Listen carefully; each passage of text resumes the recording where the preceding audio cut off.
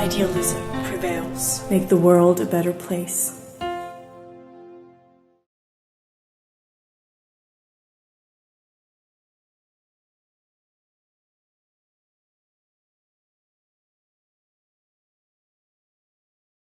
Hello and welcome, dear viewers. Today we are looking back at 2023, an eventful year which provides us with many topics to talk about. As always, I welcome political scientist Professor Gerhard Mangold. Good morning. Good morning. And my colleague Alexander Stipsitz. Good morning. Good morning to you. Let's start with Israel. Israel has been a different country since the Hamas terror attack on October 7th this year. Even if the actions of the Israeli army are understandable, the country is accused from many sides, including the United Nations, of committing war crimes in Gaza. But can a country stand by while 1,500 of its citizens are murdered by terrorists? And how can this Gordian knot be untied? Will it come down to a one-state or a two-state solution? What do you think? Well, we need to stress that the first war crime was committed by Hamas, its military arm, with this terrorist attack on Israeli settlers on October the 7th. And of course, Israel has the right to defend itself under Article 51 of the United Nations Charter. But in self-defense, you always have to take care and obey and abide by the humanitarian international law. So such steps as indiscriminate bombing, as even Joseph Biden has called it yesterday, or sealing of the Gaza Strip, preventing food and water and other stuff to get into the Gaza Strip, these are indeed war crimes. But as we have seen, sometimes war crimes are called war crimes. Other times war crimes are not considered war crimes. It depends on the interests of the states involved. Well, the big question is the goal or the objective of the Israeli military operation achievable, namely to destroy Hamas? Maybe, at least militarily, but it's very difficult to say that the Israeli armed forces will be able to destroy Hamas as an idea, or to destroy the idea of the righteousness of militant and violent opposition to Israeli occupation or to Israeli treatment of the Gaza Strip, as we have seen since 2005, and Israeli forces left the Gaza Strip. So even if it's possible to destroy Hamas militarily, the question is, what will be the next step? Who is going to control the Gaza Strip? The G7 countries, including the United States, have said that they do not want to see Israel occupying the Gaza Strip again. Israel said it won't do so, but it also said we'll take care of the security situation for a while. But who is going to govern the Gaza Strip? Well, if Hamas is destroyed, and other Islamist movements like the Palestinian Islamistic Jihad is being destroyed, then the question is, who will govern? And the question is, will Israeli civil servants or politicians govern the Gaza Strip? And this would be, as I see it, a terrible idea. So the alternative that it's being discussed is that the Palestinian Authority, which controls the West Bank, should take over the control over the Gaza Strip. But actually, as far as we have seen, they are not very keen to do so. And given the fact that the West Bank is governed by a very corrupt, unelected leadership, it would not be a very wise move to hand the Gaza Strip over for them to govern and control. So indeed, the war is going on, militarily successful for the Israeli side, but no one knows what comes after the final bomb will have been dropped. And that's still an open question.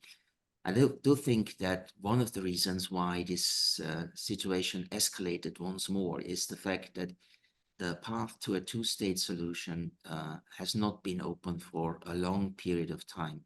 The current Israeli government under Benjamin Netanyahu, and he has governed Israel for many years before, is not interested in a two-state solution. And the previous administration in the United States, the Trump administration, also wasn't interested in a two-state solution. So the path to such an outcome has been blocked for a very long time. And if you look now at how the public opinion in Israel has changed, we have to say that a great majority demands the resignation of Netanyahu after the war is over. But the most or the biggest beneficiary of the current situation is Benny Gantz, whose party is also not very open to a two-state solution. And it will also be difficult, even if that would be the case, to find a solution that both sides accept as legitimate.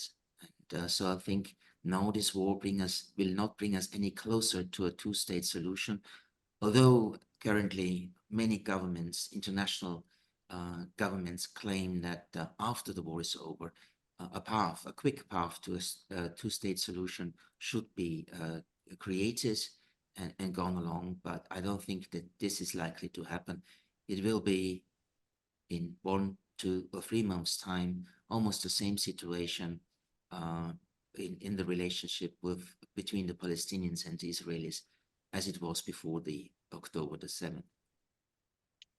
Mayor, for a moment, having spent ample time in the region 2017 and in the early 2000s, I'm very surprised how the neighbors of Israel are currently reacting, respectively not reacting. And I think one ought to revisit, and not here, but generally, what was going on before this happened, and where the peace process, especially the peace process between Saudi Arabia and several other neighbors of Israel was going, and what was going on within Israel's civil society at the time. I think this plays a huge role, and I will be very surprised to find out how much the Netanyahu government really knew about this impending attack. This whole thing is, of course, a dreadful mess, and it's so hard to have a non-emotional response depending on what side we are. I think it will again depend on where this peace process that happened before can be picked up on again. And let's see where this goes. It appears to me currently a little bit as if Saudi Arabia and others would be prepared to actually sacrifice the Palestinians as they have done before.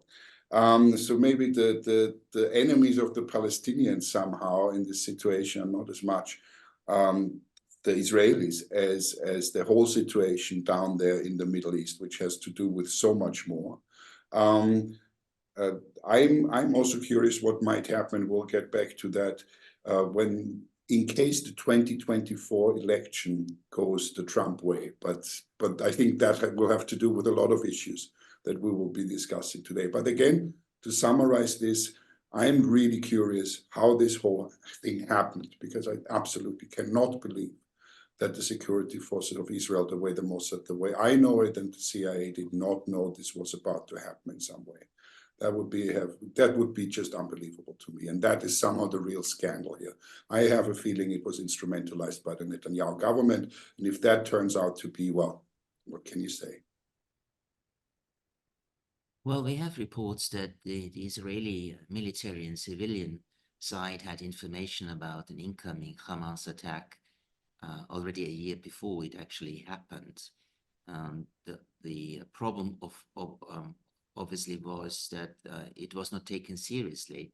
The reports that we can read say that in the military and intelligence sector, various people thought that such an attack would be too big for Hamas to undertake, that it would fail to do so, and particularly the political side, the government obviously, was concerned with other issues like the huge ongoing demonstrations against Netanyahu's government's assault on the Supreme Court of Israel. So there seems to have been a lot of incapable officials involved that this attack by Hamas was actually possible. And that's very surprising. But let us not forget, in October 1973, when the Yom Kippur War started, when Arab neighbors of Israel attacked Israel, Israel at the time was also very much surprised. It had not expected such an attack to happen. So maybe we have sort of a repetition of what we saw in October 1973. But obviously, had concerns raised by intelligence and military officers been taken seriously, this whole attack could have been prevented. Do you think there's a possibility that an international cooperation will take over Palestine, like from other Arabian countries, and govern it until there's a solution to be found? Well, that's also an option that is being discussed, but so far all the Arab governments have stated they have no interest in governing the Gaza Strip after the war, let alone to send their armed forces there to control the security situation. So they are not interested in doing so. And that makes the whole situation at least very difficult, to put it euphemistically. It's also debated whether an international UN-commanded peace security force should take over in Gaza, but it doesn't seem that there are very many states interested in taking over such a role. It will also be an open question who is going to finance the rebuilding of the Gaza Strip after this disastrous war, which destroyed so many buildings, schools, hospitals, and the like. And that's also an open question. What we have seen, what you, Mr. Stipchis, has said, is that over the past years, and it started already under the Trump administration, the US pushed for the normalization of relations between Arab states and Israel. And actually, those Abraham Accords, as they are called, were concluded between the United Arab Emirates, Bahrain, Sudan, and Morocco with Israel. And it is true that before the attack on October the 7th, Saudi Arabia was in a good path to sign such an Abraham Accord with Israel as well. But that's no longer actually the case, at least publicly, given the Israeli attack on the Gaza Strip.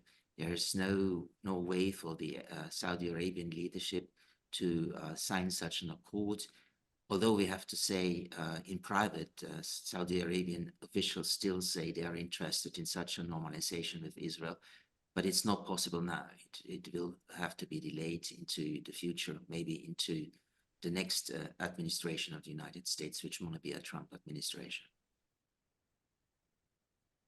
Do you have a fixed plan of continuing, Chris, or because this would be a great bridge?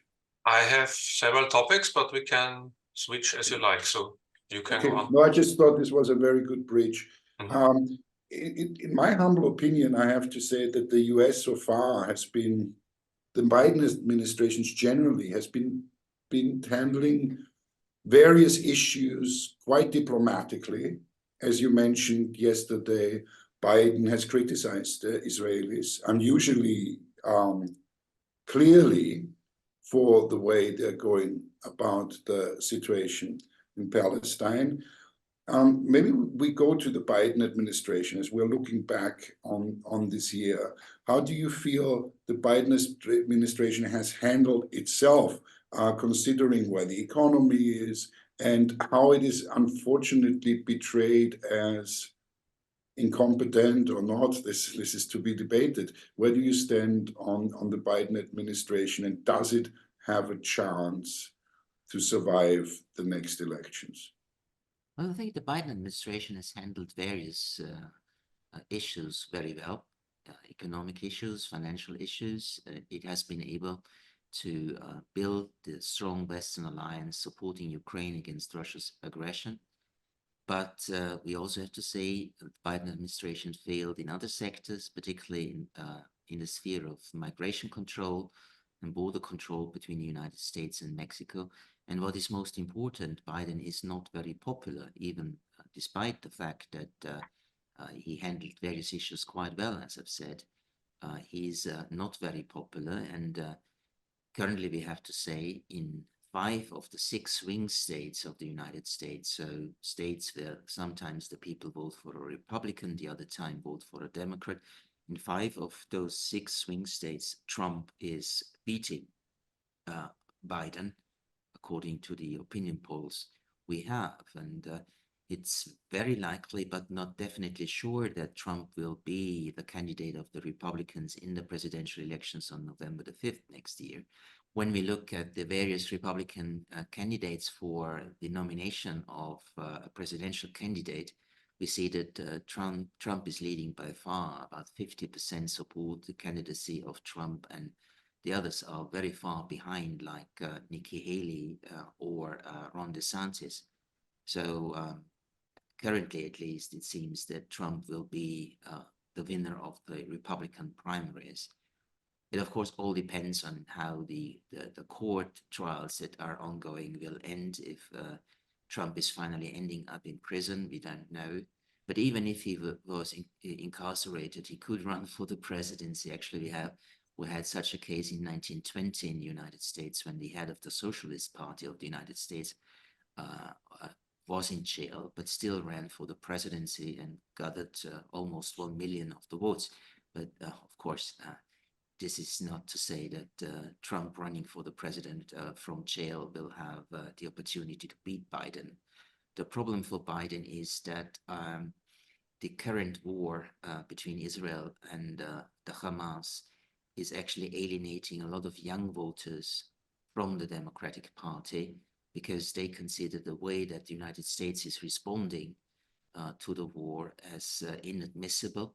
They think that Biden publicly criticizes Israel for various military actions, but at the end of the day, he keeps on supporting the Israeli war effort. We need to stress that a Security Council resolution last week, which demanded an immediate ceasefire, was boycotted, was vetoed by the United States, and so did not enter into force. Also in the General Assembly 2 days ago, when 153 member states of the United Nations demanded an immediate ceasefire, was objected by the United States. So Biden does criticize Israel publicly, but I think he does not do so because he wants Israel to change its course, but he does so because he needs to get a good message over to the young Democratic voters that he is not fully supporting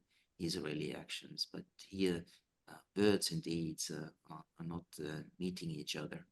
So this is something that Biden has to take into account ahead of the next presidential elections, and also the debates in Congress about granting more civilian, financial, and military aid to Ukraine will have an impact on the standing of the Biden administration among the younger voters of the Democrats, because, well, the Republicans in Congress demand that the regulations on asylum seekers should be more restrictive, that the immigration should be put under more intense control, that the border between the United States and Mexico should be made more secure.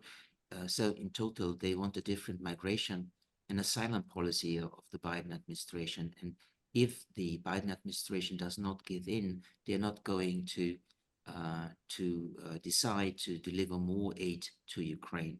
So given the fact that the United States and its Western allies are very much interested in continuing supplying Kiev with military hardware and financial support, there will be some sort of compromise. We only don't know when a compromise will be reached. But if Biden gives in and actually accepts further restrictions in migration and asylum, then these young Democratic voters I quoted before will also be very much disappointed with Biden. So on these two issues, actually, Biden is not in a very comfortable situation. Both the war in Gaza and eventual restrictions on migration will hurt him in the young Democratic voter base. So it will make it even more difficult to gain track the next year and, well, actually provide all the necessary steps to beat Trump if Trump is going to run in the presidential elections in November. Yeah, let's stay for one more question in the United States. How do you perceive the subsidy competition between the United States and Europe? while President Biden has launched an ecological economic program worth hundreds of billions of dollars to stimulate the economy, some governments in Europe are seeing their plans to transform the economy towards more sustainability disrupted by a lacking of funding, like we've just seen in Germany. Where do you see Europe in this? Well, actually, with this Inflation Reduction Act, as it is called, the United States mobilized more than $700 billion in actually making the US economy much more competitive. The EU countries obviously lack the funds, or at least they say they lack the funds to do the same, but they needed to do the same, because what we have seen is that the EU becomes less competitive, that various branches of industries are relocating their production sites to the United States. We also see that the energy prices in the European Union are much higher than in the United States, which also means that European producers are less competitive on the world market. But the question is, how will the European Commission and then the European Council handle all this? What we can see is that it was the head of the European Council, Charles Michel, who in the recent days rejected a proposal by the European Commission to increase the EU's budget by about 99 billion euros. He cut it short, which also means that if the European Union is going to subsidy Ukraine in the next months with military and financial aid, other expenditures will have to be cut. And we see that proposals are that in the ecological spending of the European Commission, cuts will be made. We will see that cuts will be made in the scientific cooperation agreements inside the European Union and beyond the European Union. So it seems that the European Union is actually cutting spending on future issues of very large importance for the further development and competitiveness and ecological security of the European Union. So this is not a very positive development. But we also see inside some of the member states of the European Union that funding is lacking. And this is particularly acute, of course, in Germany, where the Constitutional Court actually has made a ruling which created a 60 billion euros hole in the Germany's budget. And this, of course, has to be, this situation has to be solved. And it seems that the German government is keen to continue, even double the support for Ukraine in the next year, but will cut spending in other sectors, including the social and ecological sector. And so this is also not a very positive development to say. Of course, we should not enter a discussion where we say our social spending is going down because we need to support Ukraine and to play these issues off each other. That should not be the case, but it's really a legitimate question to ask. Why is some spending cut in very, very important areas, while the military and financial support for Ukraine is going up and is to be continued over the next 1, 2, or maybe 3 years? Okay, let's continue with Ukraine. Ukraine was moderately successful with its announced counteroffensive against the Russian invasion forces. There are increasing calls in the West for Ukraine to seek a negotiated solution. If Donald Trump were to move into the White House just over a year from now, how would this affect the further course of the war? Will there be any further war if Donald Trump will be elected? Well, Donald Trump is one of the Republicans who say that the United States has supported Ukraine already very strongly, and many say too much. According to a recent opinion poll, 41% of the US population say that the United States has spent already more than enough on Ukraine. So this will be one of the topics that the Republican candidates, Trump or someone else, will actually use in the election campaign. Trump himself says if he's going to be the next president, then he will stop the war in 24 hours, which of course he always claims that he is the great deal maker.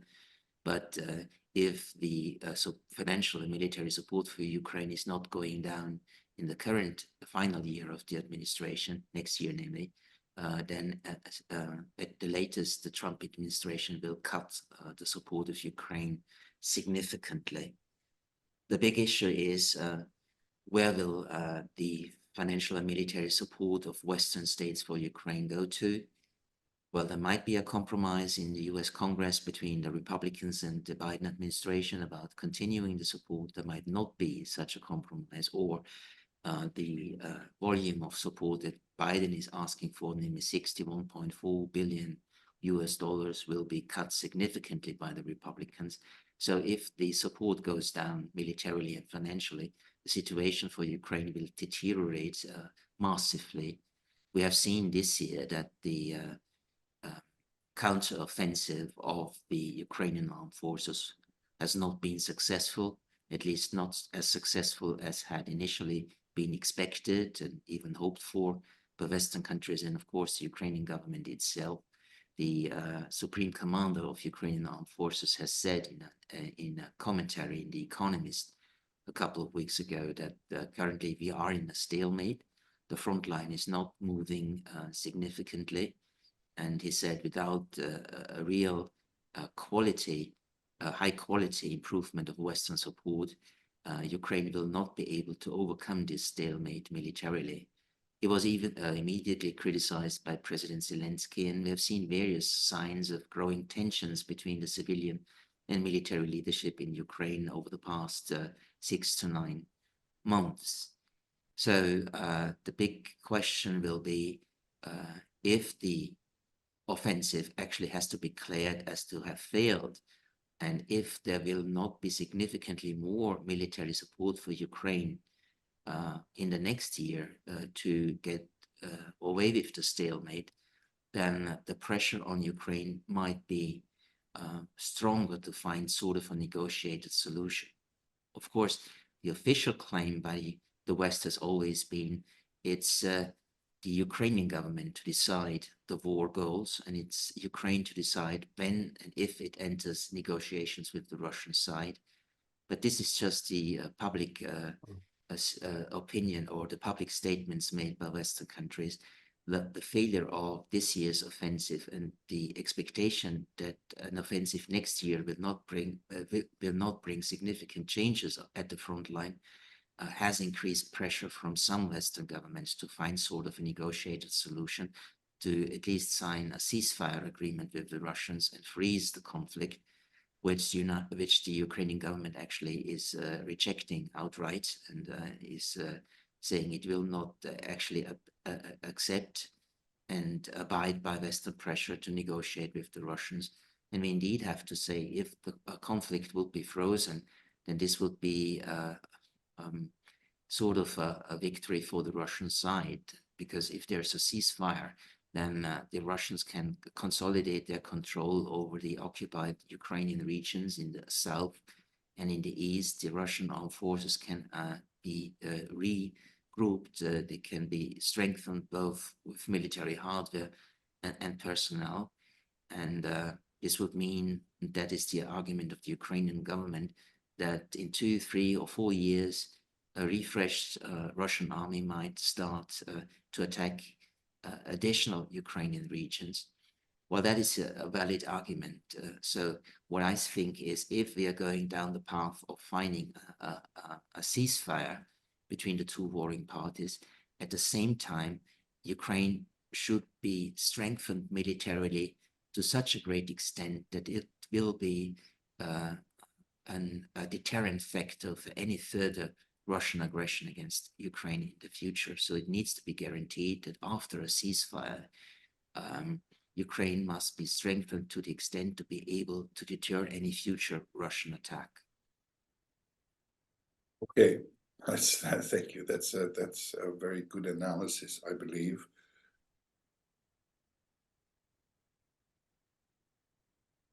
Is not yet the last chance for the Ukraine. Last chance is a big word, but to really get into negotiations, because personally I see the US getting out of the support latest in a year's time.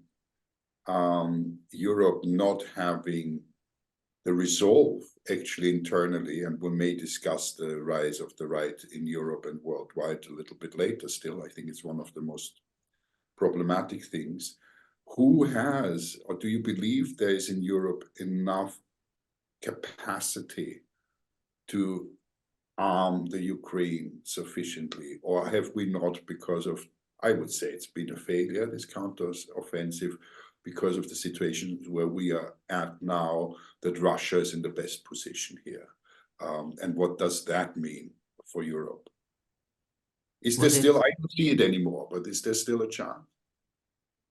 Well, winning, winning would mean, sorry, winning in my opinion would mean a settlement that saves face also for the Ukrainians. Or do we have now war at this end of Europe for a very long time? Because despite the massive losses the Russians are apparently incurring, from what I hear, we know that, by the way, Russians deal with wars, manpower is not their problem. Well, the Ukrainian government claims that its war objective is still to kick out the Russian forces from all the territory of Ukraine, including Crimea. They stick to this war objective. The Zelensky government is categorically opposed to territorial concessions, and also among the Ukrainian population, we still have a huge majority which opposes territorial concessions. They do not support the concept of land for peace. So in this sense, the Ukrainian position has been hardened, and there are no indications that this position will change. There are Western countries who communicate to the Ukrainian government that it may not be possible to achieve such a maximalist war objective, and that the Ukrainians should settle in for something less. But this is not what the Ukrainian government currently is accepting, and it will not abide by this pressure, which is not pressure by all Western countries. This is definitely not the case. Think about the Eastern Europeans or the Brits who continue to support Ukraine in this maximalist war objective. So this is not going to change anytime soon. And what we also have to say, the Russian side currently is not interested in negotiations about a ceasefire, because they have seen that the Ukrainian army has failed to change the front line. They see that the Russians are in advance in various areas in the region of Donetsk, in the region of Luhansk, and even on the territory of the region of Kharkiv. So the Russians are actually in better shape in this war at the moment than the Ukrainian armed forces. And what is most important, it seems that the Russian government is waiting for the outcome of the presidential elections in the United States. If Donald Trump is going to be the winner of those elections, if he indeed will change the policy of the United States vis-a-vis Ukraine, Russia expects to make even further territorial gains against a weakened Ukrainian army. So the Russians are waiting for November next year, and so they are not interested in negotiating with the Ukrainians at the very moment. So we have a situation where both warring parties don't want to negotiate at the moment and still think that they can settle the conflict on the battlefield. Both sides still believe so. I think we will see the war going on for the whole next year, and then everything depends on, as I said, the outcome of the US presidential elections. As you, Alexander, already have mentioned, not only in Europe, but almost worldwide, we are experiencing a strengthening of right-wing forces. From Italy to the Netherlands to Argentina, and maybe soon also to the United States again. And Austria. And maybe Austria, let's see, yeah. We see nationalism coming back into fashion. And the question is, what is the reason for this? Is this also maybe part of the partly exuberant globalization of the last decades, that many people today feel uprooted and now want to go back to nationalism and vote for nationalistic parties? Well, that's definitely one of the reasons for the rise of right-wing national conservative political parties. But there's more to it. It is, of course, also the dire economic situation in various European countries. Then, of course, maybe above all is the migration issue, the question of, or the issue of migration to Europe, particularly Muslim migration to Europe, has become one of the most crucial issues in the domestic politics of various European countries. That's been the case, of course, in Hungary, in Slovakia, now in the Netherlands, and it will also be a prominent issue in the US election campaign next year. So how to handle migration and how to integrate migrants, particularly Muslim migrants, into the host societies. This is a very crucial issue of political debate, and here the right-wing forces have different proposals. They have appealing proposals for a rising minority of the voters, and this is how we get to those election results that you have mentioned before. And what we also see is that various governments in Europe are actually failing in very crucial sectors of political decision making, and that, of course, supports the demand for change in politics in many European countries. I think change is one of the crucial words that characterizes the political scene in Europe. People want something to change because they're not convinced that the incumbent governments are capable to solve the problems. May I point also, I think you're absolutely correct, but I think we need to also look at what is so horribly poetically called the woke debate. I think there is a strong global societal backlash against the liberal achievements that have been made since the 60s. And for me, that is actually the deeper underlying problem. And that mixed with a diffuse fear of the future in general, and in that place, of course, the climate debate, which ought not really be a debate anymore, the anti-science situation, all the things that happened throughout and beyond COVID. For me, what frightens me more, because when I talk to people, that seems to be their emotional justification for supporting what some in the middle would have never done before, supporting clearly right-wing policies. I do not know how to counter that because of the weakening of the press and media situation, and we're facing throw this in now with maybe the biggest change that occurred in 2023 with the rise of artificial intelligence and the impact that this will have on all of us. I think this fear, this societal fear of the future, for me is strongest impact, and I'd like to hear how you feel that we could deal with that, because it may manifest itself in those governments that we know once they're in, they will not release power anymore, which is again in the US the most prevalent fear now, that once Trump gets in, symbolically for all the other dictators, this will be, as somebody said recently, the beginning of a new dark ages. I don't know if I should feel about it so dramatically, but I have to admit I somehow do. Well, I do think that a great deal of the citizens of European states and beyond are upset about the economic development. Let's not forget we had the COVID-19 pandemic with all the restrictions involved. We have had more than a year of rising inflation, huge inflation almost all over Europe. Interest rates have been going up, which also is a burden on the households. So the fear that the future might get worse and worse is widespread among the citizenship of countries, and this, of course, this fear also gives a very strong emotional foundation for the political debate in these societies. And how can you deal with emotions? How can you actually change emotions with what is considered to be a reasonable vision for the future if the credibility of the incumbent leaders is so much contested among the public. So handling a citizen, handling an electorate which is deeply polarized and emotionalized and is rejecting, as you said, particularly reasonable scientific answers to the various problems. If such a situation has emerged, then it's extremely difficult to tackle it, to handle it. And it seems that in many countries, the other political forces are unable to check in on the polarizing right-wing and national conservative forces. They actually give emotional answers to emotional questions by the public.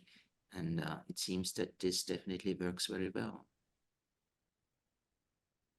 Okay, let's go to another topic, to China. In March, Chinese President Xi Jinping was re-elected for another 5 years. Following the constitutional amendment, he can de facto rule for the rest of his life. Many observers are now calling him the second Mao Zedong.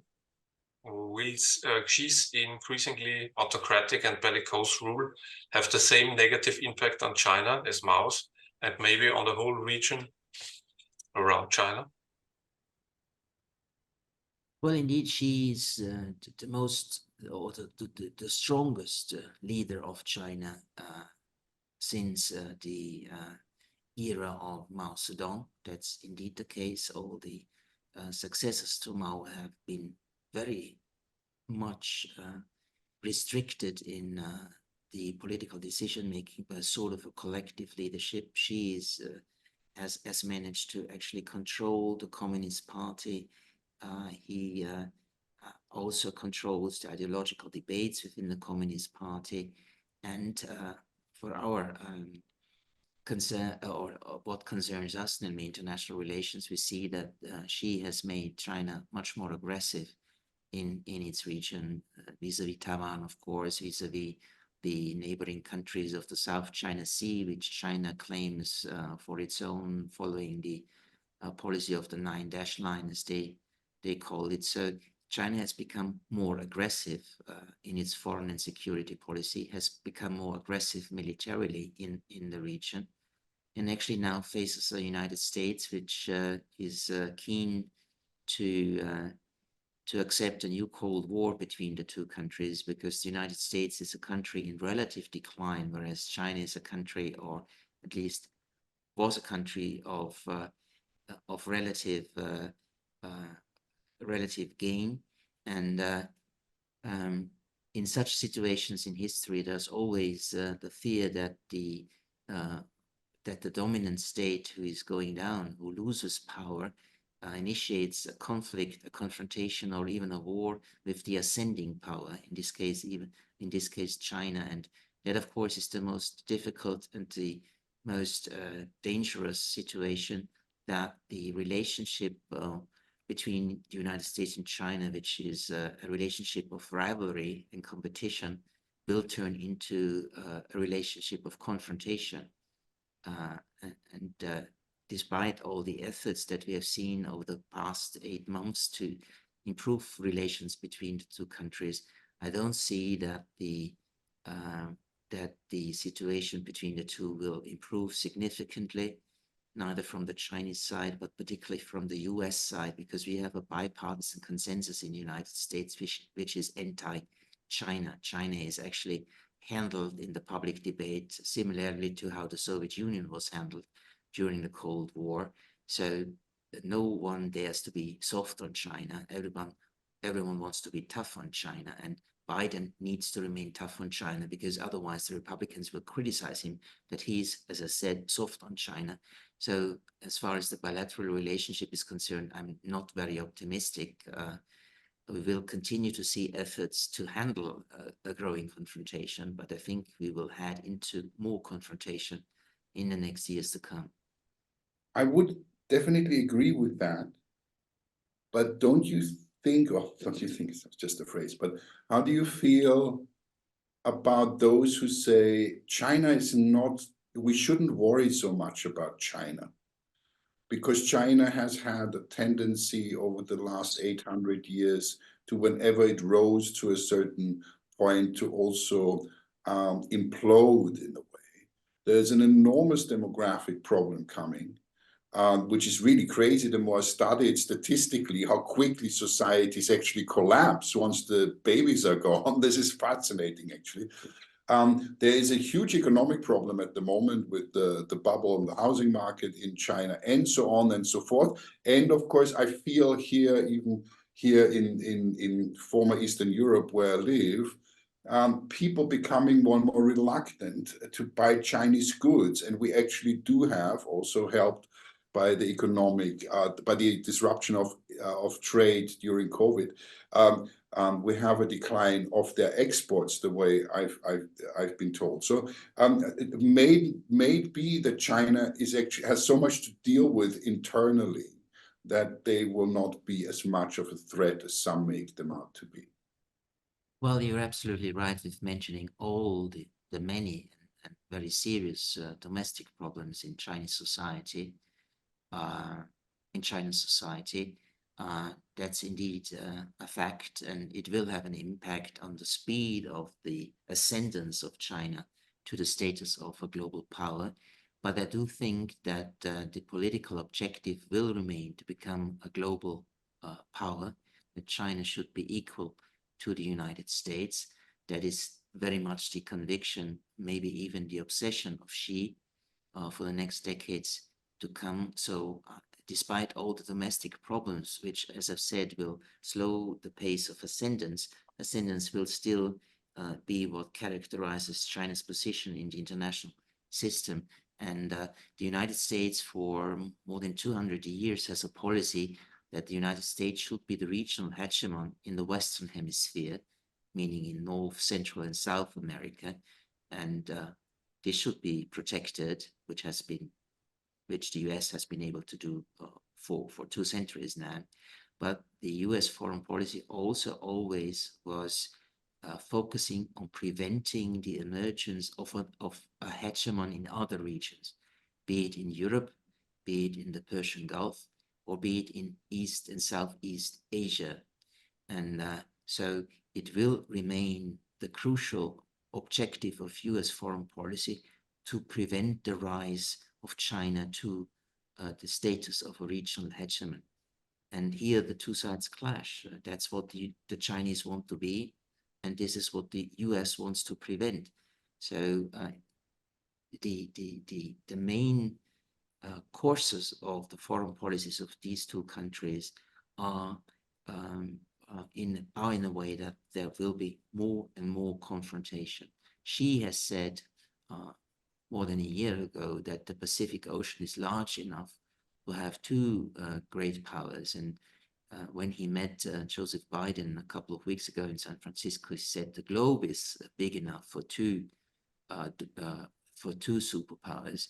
But as far as the United States is concerned, I don't think that this is something that the US is going to accept. That's not how they perceive themselves. They still think themselves as a unipolar superpower, and they want to maintain this unipolarity in the international system and don't want to see bipolarity to come back again with a Chinese state which is equally powerful than the United States. Okay. Well, I would have some final question about the elections next year. Maybe, Alexander, do you have another topic before? I would have liked to talk about the Disclosure Act, but that is not true.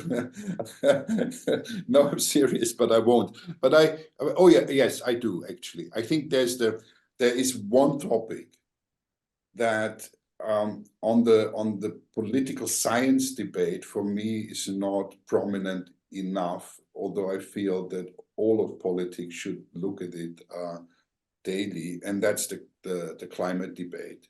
The conference just ended, and we have this interesting situation that it's like 50-50.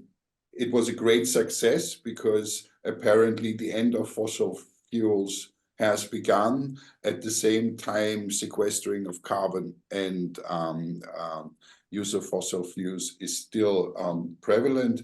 Very, in a way, also personal question, because it's such a topic fraught with pitfalls. We've had, without a doubt, since measurements began, the hottest year on record by far. Some are predicting a 3.5 rise is now inevitable, which would mean when we talk about immigration, I mean, whatever we talk about, whatever we mentioned is going to get tremendously worse. Where do you feel we are at handling this crisis? Because that also has everything to do with China and the US. It has to do with everything. So where are you standing, looking back at this year personally and as a scientist, a political scientist on climate change? Well, I think that the world community has been failing to address the threats of climate change, of serious climate change, for many years now.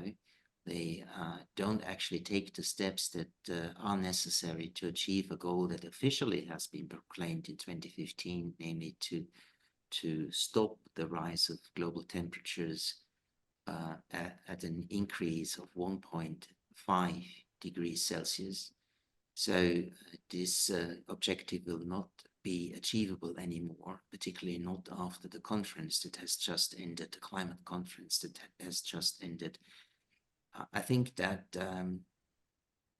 we have to admit that sometimes politics is not up to the challenges it faces. It seems that many governments simply have not understood how serious this threat is and how destabilizing it will be for states and societies in the future. So actually, as a political scientist, I have to say this is an issue where we see that those who take the decisions are incapable to deal with. And I don't see that this. Yeah, I don't see this will change in the immediate future, because now in Germany with the budget hole, it has been decided that spending in the Climate and Transformation Fund will be cut. And also in the new proposal by European Council President Michel for the budget of the European Commission, spending on green technologies will be cut. So we see that people or politicians are not only not able to tackle the problem, they make the problem even more serious. And maybe just to take that on, we spoke about the rise of the right. And among the right, climate denying and science denial is, I mean, that's part of their game. Is that not the most threatening aspect of what's going on? That it's not even a question anymore of tastes in politics, am I left or right? But that those decisions that people make can have truly devastating effects on the future. I certainly agree with you. Now we have a situation where politicians fail to deal with the problem. If the right-wing turn continues or will continue, then we will have governments who simply deny that there is a problem at all. There is no such thing as climate change, as the right-wingers claim all over the globe. So this will make the situation even more serious. And so I'm not actually a man of optimism when it comes to the success of governments to deal with what is going to be a very powerful climate crisis unfolding over the next decades. But who then will, I have to stick with this for a second, but who then will deal with it? Because when we talk about political structures failing, as is evident, civil society, I'm thinking a lot about civil society recently. Do you believe, maybe with all those issues, that we are in a time where we have to admit, as you said, that politics as it used to be or is until now, is incapable of tackling the really big problems because it also is too slow. Democracy has that problem that it is very slow. Do you see indications, you have a huge university background, that there is something coming, a groundswell of a reasonable civil society globally that might be able to deal with those problems? Because otherwise I don't see an alternative. Well, of course, there is a very strong civil society activism in favor of saving the climate, preventing the climate crisis, at least to the extent that it is still possible. But when we look at the political spectrum, the party spectrum, we see that those civil society forces actually are not strong enough actually to turn into green majorities or more green political governments in European countries. So there is activism, yes. There is a growing sense that something is going wrong, but it does not actually lead to a strong and powerful restructuring of the party system in the European countries. So the Greens are not actually on the rise, but the right-wingers are on the rise, not the climate the climate protectors are on the rise, but the climate crisis deniers are on the rise. So I'm not very optimistic about it. Of course, if you ask populations whether they support measures to deal with the climate crisis, they would of course say yes. But once governments decide that each individual has to cut his or has to change his lifestyle in order to bring about changes to the ecological catastrophe, then people are much more reluctant to do so. So in general, there is, I think there is a majority in most Western states that there is a climate crisis. We need to deal with it. But once it comes down to the bottom, when people need to change their lifestyle, the support for climate protection policies diminishes quickly. Even those people who are electing or who are voting for green parties, there have been several surveys, I think, in Germany, that they are still want to fly to the holidays 2 or 3 times a year and stuff like this. Even they are voting for the Greens. Even they have problems changing. There are some who are changing, but I think it's a minority till now. But generally, beyond that, you said something that I find incredibly fascinating. So even in times where civil society is very active and never has had a chance to be as active as it is now and will become even more so due to social media and stuff, but even then it has to be channeled and it has to be realized within the political structure of parties, parliaments, and so on and so forth to be really effective. Is that what you're saying? So yes. Unless that, okay, right. So that's the political structure as we have it is that important. And I think sometimes people fail to understand how powerful it really is. Thank you. Okay, then let's have a look at the elections of 2024. We will have quite a lot of them. We have local state elections in Eastern Germany, where election results are emerging that will make the states ungovernable. Like I think in Thüringen, we will have approximately 30% AfD, 30% CDU, and 30% Die Linke. And I can't imagine how those 3 parties can find any common ground to govern. Then we have the elections in Austria, of course, where I don't think that we will get a right-wing government, but that's only my opinion. Then we have the European Union elections, which are very important, which will most likely see a strengthening of national parties. And of course, we have the US presidential election in early November.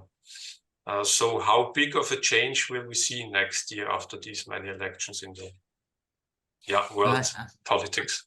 I can add that we will also have elections in the United Kingdom next year. Oh, okay. Which at the current state, Labour is most likely to win and form a new government. But in various aspects of foreign policy, Labour is actually supporting the same course as the Tories have actually formulated over their past years, particularly when it comes to Ukraine, for instance. So I don't think that the election in the UK will have a significant impact on the war in Europe. Other elections, of course, might be destabilizing, like those elections you have mentioned in the German Bundesländer, particularly in the east, and also the German political system has to deal with the significant rise of AfD and the effect that Friedrich Merz, the head of the Christian Democratic Union, is moving the party to the right in order to tackle the challenge by AfD, but it will not have real global repercussions. There won't be elections in France next year. We will have elections in Russia, which of course also will not change the course of events, because this will not be a free and fair election. And the electoral victory of Vladimir Putin is, of course, guaranteed. But as you've said, we will have one crucial election, and that is the US presidential election. This is the most important, by far the most important election we will see next year. The elections to the European Parliament, of course, will be an indicator of how people in the European Union think. It may well bring a move to the right in the European Union. But then again, the European Parliament is getting more powerful, but it's not that powerful actually to change the foreign and security policies of the European Union. This is decided by the heads of state and government of the 27 EU member countries. So I think, yes, we'll have many elections, but the most crucial one, by far the most crucial one, will be the US presidential election. And things could look very different in a year from now if a Republican is going to win the elections, or at least say a Trumpist Republican is going to win the elections. Would you say, questions to the gut, that even if we do not find, and it doesn't look like it, an alternative to Biden, who has got issues, that is clear as a person because of age and all the things that we know. And also to Vice President Harris, I might add. Yes, yeah. So a lot of problems, despite, I think we'll all agree, quite competent ruling in this term. Do you see any alternative to him? And how do you see the possibility of Nikki Haley actually making it? Because there's something brewing there that I hear from my US contacts, where actually middle of the road, and actually some Democrats say, in case Nikki came in, they'd vote for her in order to avoid Trump, which many agree would be a global, well, we'll see. Anyway, the question, any alternatives on the candidate front? Well, actually, when Biden won the presidential elections in 2020, he said he will be a transitional president. This was interpreted that he will serve as president only for one term, and that his vice president, Kamala Harris, will be strengthened during his rule and be the contender for the presidency in the 2024 elections. But the performance of Kamala Harris was very poor, and so she's not an alternative anymore. She's not considered to be an alternative to Biden anymore. The problem is that the Democrats obviously seem not to have a credible alternative to Biden.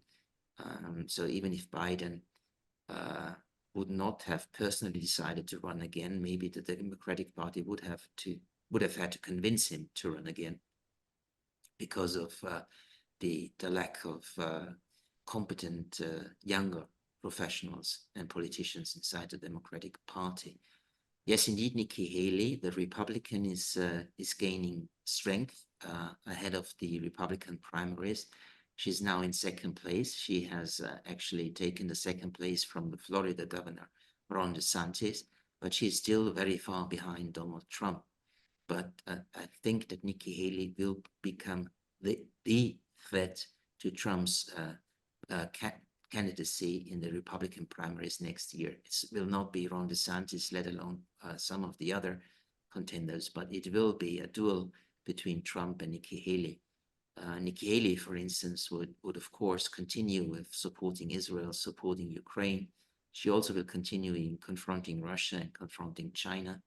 And she also does have a very conservative view on various issues of societal diversity.